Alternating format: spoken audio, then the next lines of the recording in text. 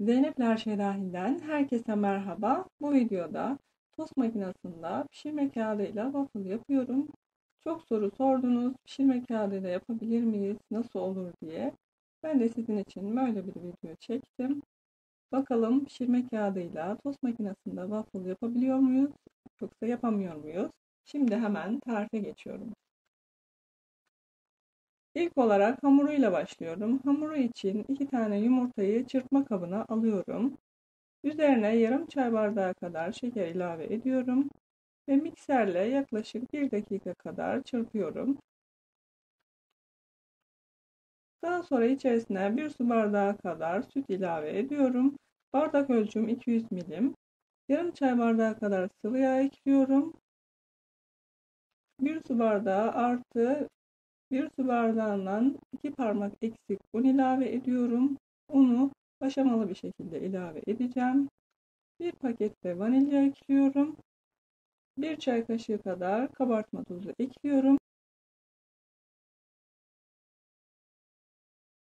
Eklemiş olduğum malzemeleri güzelce çırpıyorum.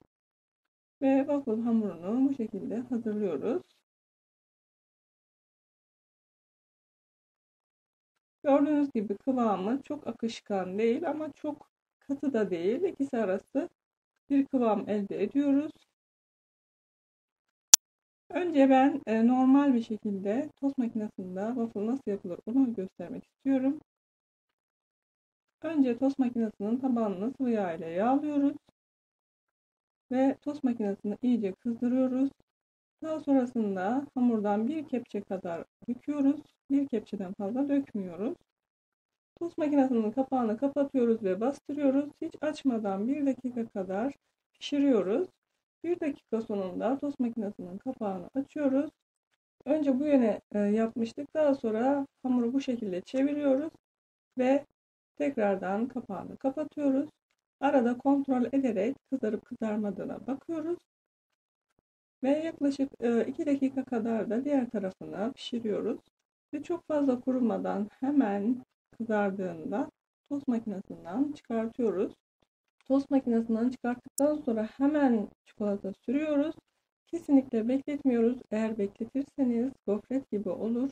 O yüzden yumuşak kalmasını istiyorsanız hemen çikolata sürmeniz gerekiyor. Bakalım pişirme kağıdıyla nasıl yapılacak?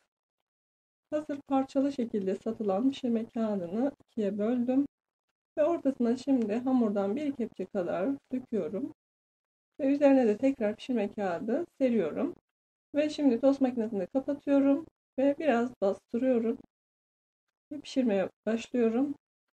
Burada yağlı kağıdın üzerine isterseniz sıvı yağ da dökebilirsiniz. Bir izleyicim bana o şekilde söylemişti, sıvı yağ döksek olur mu diye.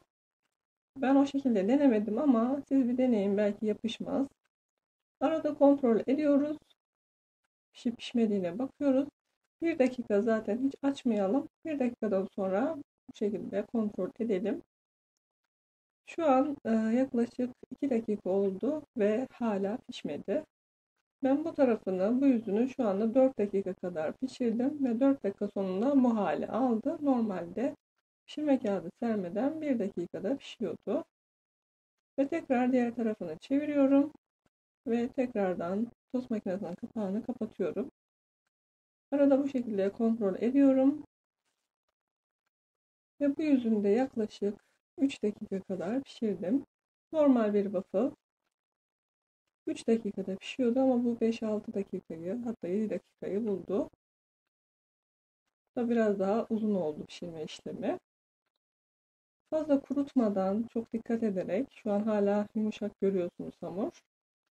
Fazla kurutmadan kağıttan çıkartıyorum. Ve yine hemen çikolata sürüyorum. Bana sürekli pişirme kağıdıyla yapsak olur mu? Tost makinemize yapışıyor hamur dediniz. Ben de sizin için böyle bir video çekmek istedim. Tost makinesinde acaba pişirme kağıdıyla waffle oluyor mu diye. Gördüğünüz gibi güzel oldu. Hani çok yumuşak değil ama hani yapılabilir bir waffle elde ettik diyebilirim. Ve ben şöyle de size kıvamını göstermek istiyorum. Bakın diğeri normal bir şekilde pişirmiştik. Daha yumuşak ama pişirme kağıdıyla biraz daha sert oldu. Diğerine göre yumuşak değil. Ama yine de tost makinesine yapışıyorsa bu yöntemi uygulayabilirsiniz. Üzeri için ben çilek ve muz kullandım. Dilerseniz kivi ve ananas kullanabilirsiniz.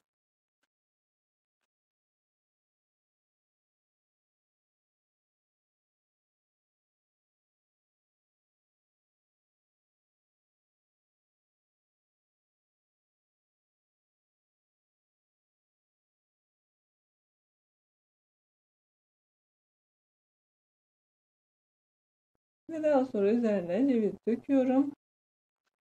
Ve üzerine de en son bu şekilde çikolata sos döküyorum.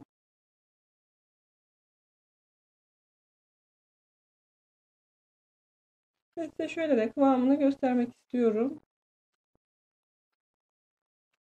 Eğer tost makinenizde yapışıyorsa bu şekilde bir yöntem deneyebilirsiniz. Eğer bu videoyu beğendiyseniz beğenmeyi unutmayın lütfen. Ve kanalıma da abone değilseniz daha fazla videodan haberdar olmak için kanalıma abone olabilirsiniz. Benden şimdilik bu kadar. Daha farklı ve daha güzel videolarda görüşmek üzere. Allah'a emanet olun. Hoşça kalın.